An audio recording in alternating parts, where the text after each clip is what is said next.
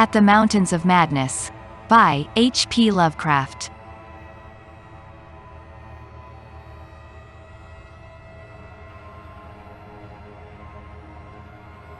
Chapter 11. Still another time have I come to a place where it is very difficult to proceed. I ought to be hardened by this stage, but there are some experiences and intimations which scar too deeply to permit of healing, and leave only such an added sensitiveness that memory re-inspires all the original horror. We saw, as I have said, certain obstructions on the polished floor ahead, and I may add that our nostrils were assailed almost simultaneously by a very curious intensification of the strange prevailing fetor, now quite plainly mixed with the nameless stench of those others which had gone before. The light of the second torch left no doubt of what the obstructions were, and we dared approach them only because we could see, even from a distance, that they were quite as past all harming power as had been the 6 similar specimens unearthed from the monstrous star-mounded graves at Poor Lake's camp. They were, indeed, as lacking in completeness as most of those we had unearthed, though it grew plain from the thick, dark green pool gathering around them that their incompleteness was of infinitely greater recency. There seemed to be only 4 of them, whereas Lake's bulletins would have suggested no less than 8 as forming the group which had preceded us. To find them in this state was wholly unexpected, and we wondered what sort of monstrous struggle had occurred down here in the dark. Penguins, attacked in a body, retaliate savagely with their beaks, and our ears now made certain the existence of a rookery far beyond. Had those others disturbed such a place and aroused murderous pursuit? The obstructions did not suggest it, for penguins' beaks against the tough tissues Lake had dissected could hardly account for the terrible damage our approaching glance was beginning to make out. Besides, the huge blind birds we had seen appeared to be singularly peaceful. Had there, then, been a struggle among those others, and were the absent 4 responsible? If so, where were they? Were they close at hand and likely to form an immediate menace to us? We glanced anxiously at some of the smooth-floored lateral passages as we continued our slow and frankly reluctant approach. Whatever the conflict was, it had clearly been that which had frightened the penguins into their unaccustomed wandering. It must, then, have arisen near that faintly heard rookery in the incalculable gulf beyond, since there were no signs that any birds had normally dwelt here. Perhaps, we reflected, there had been a hideous running fight, with the weaker party seeking to get back to the cached sledges when their pursuers finished them. One could picture the demoniac fray between namelessly monstrous entities as it surged out of the black abyss with great clouds of frantic penguins squawking and scurrying ahead.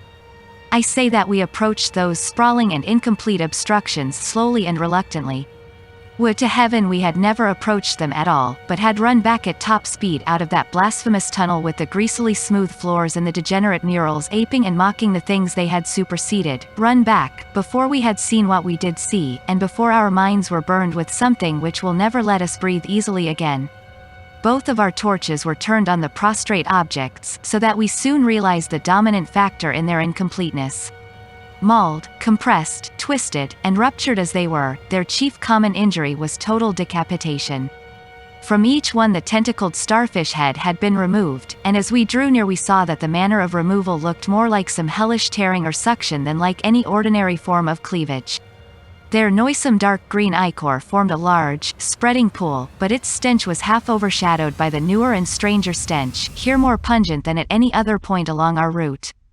Only when we had come very close to the sprawling obstructions could we trace that second, unexplainable fetor to any immediate source, and the instant we did so Danforth, remembering certain very vivid sculptures of the Old One's history in the Permian Age 150 million years ago, gave vent to a nerve-tortured cry which echoed hysterically through that vaulted and archaic passage with the evil, palimpsest carvings.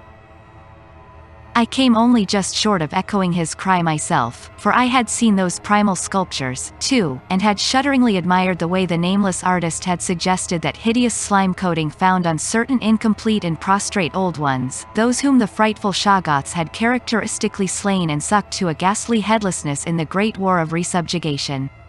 They were infamous, nightmare sculptures even when telling of age-old, bygone things, for Shoggoths and their work ought not to be seen by human beings or portrayed by any beings. The mad author of the Necronomicon had nervously tried to swear that none had been bred on this planet, and that only drugged dreamers had even conceived them. formless protoplasm able to mock and reflect all forms and organs and processes, viscous agglutinations of bubbling cells, rubbery 15-foot spheroids infinitely plastic and ductile, slaves of suggestion, builders of cities, more and more sullen, more and more intelligent, more and more amphibious, more and more imitative. Great God! What madness made even those blasphemous old ones willing to use and carve such things?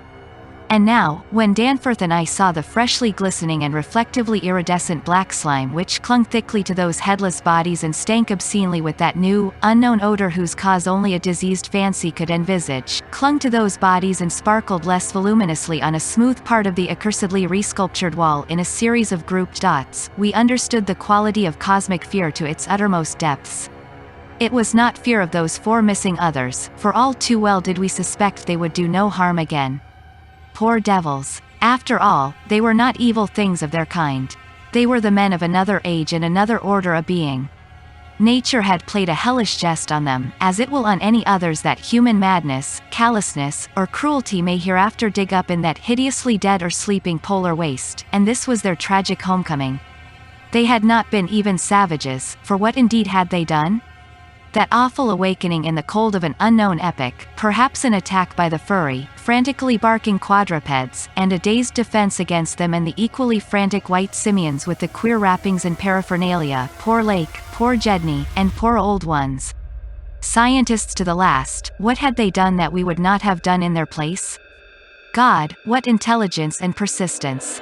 What a facing of the incredible, just as those carven kinsmen and forebears had faced things only a little less incredible.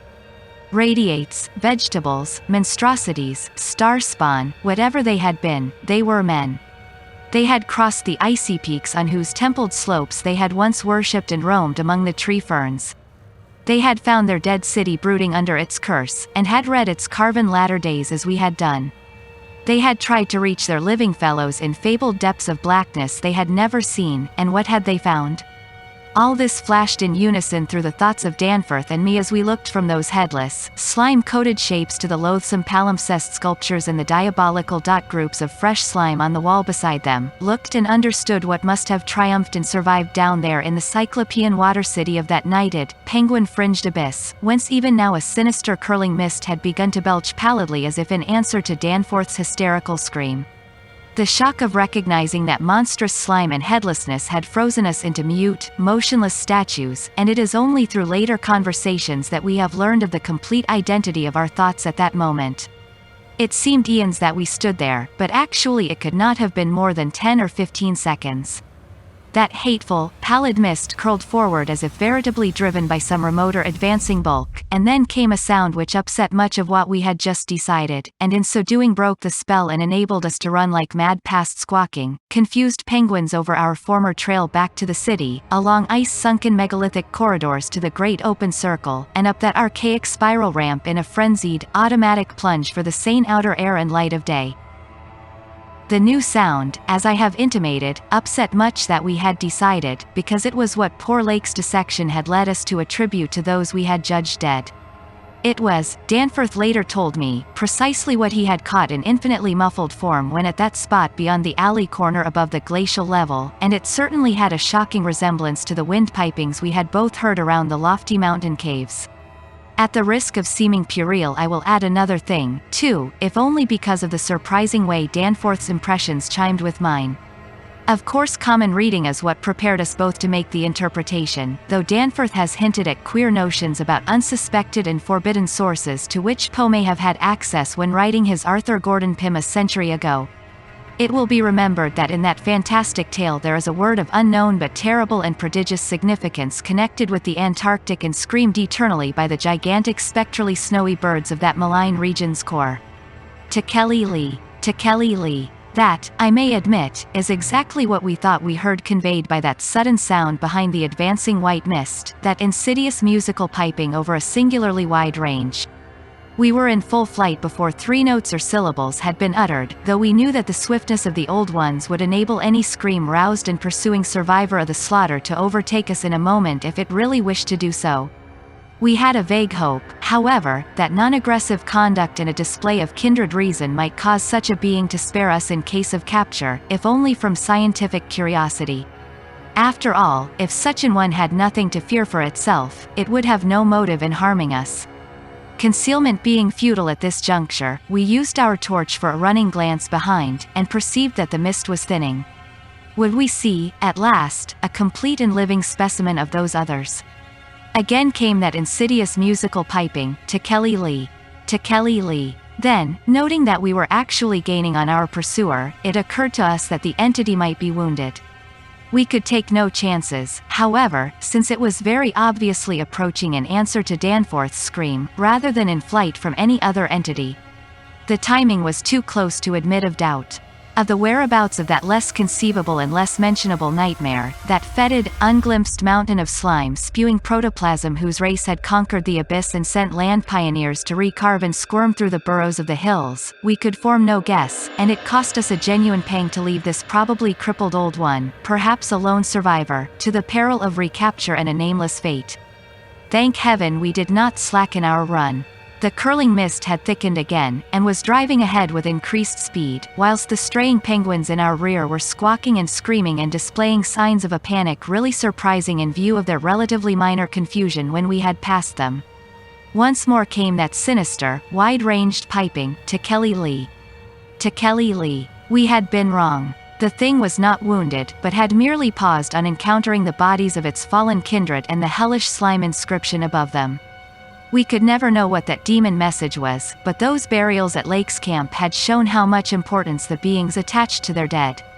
Our recklessly used torch now revealed ahead of us the large open cavern where various ways converged, and we were glad to be leaving those morbid palimpsest sculptures, almost felt even when scarcely seen, behind. Another thought which the advent of the cave inspired was the possibility of losing our pursuer at this bewildering focus of large galleries. There were several of the blind albino penguins in the open space, and it seemed clear that their fear of the oncoming entity was extreme to the point of unaccountability. If at that point we dimmed our torch to the very lowest limit of traveling need, keeping it strictly in front of us, the frightened squawking motions of the huge birds in the mist might muffle our footfalls, screen our true course, and somehow set up a false lead. Amidst the churning, spiraling fog, the littered and unglistening floor of the main tunnel beyond this point, as differing from the other morbidly polished burrows, could hardly form a highly distinguishing feature, even, so far as we could conjecture, for those indicated special senses which made the old ones partly, though imperfectly, independent of light in emergencies. In fact, we were somewhat apprehensive lest we go astray ourselves in our haste. For we had, of course, decided to keep straight on toward the dead city, since the consequences of loss in those unknown foothill honeycombings would be unthinkable. The fact that we survived and emerged is sufficient proof that the thing did take a wrong gallery whilst we providentially hit on the right one. The penguins alone could not have saved us, but in conjunction with the mist they seemed to have done so. Only a benign fate kept the curling vapors thick enough at the right moment, for they were constantly shifting and threatening to vanish. Indeed, they did lift for a second just before we emerged from the nauseously resculptured tunnel into the cave, so that we actually caught one first and only half glimpse of the oncoming entity as we cast a final, desperately fearful glance backward before dimming the torch and mixing with the penguins in the hope of dodging pursuit. If the fate which screened us was benign, that which gave us the half-glimpse was infinitely the opposite, for to that flash of semi-vision can be traced a full half of the horror which has ever since haunted us.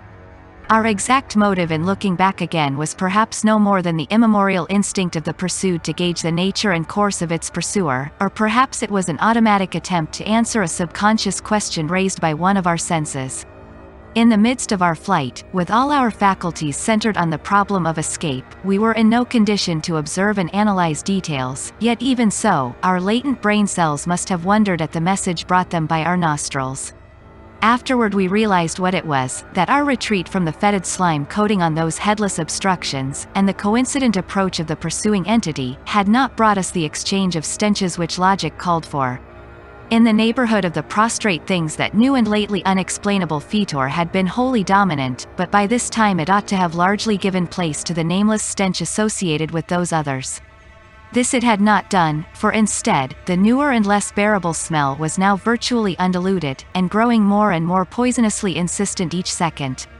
So we glanced back simultaneously, it would appear, though no doubt the incipient motion of one prompted the imitation of the other.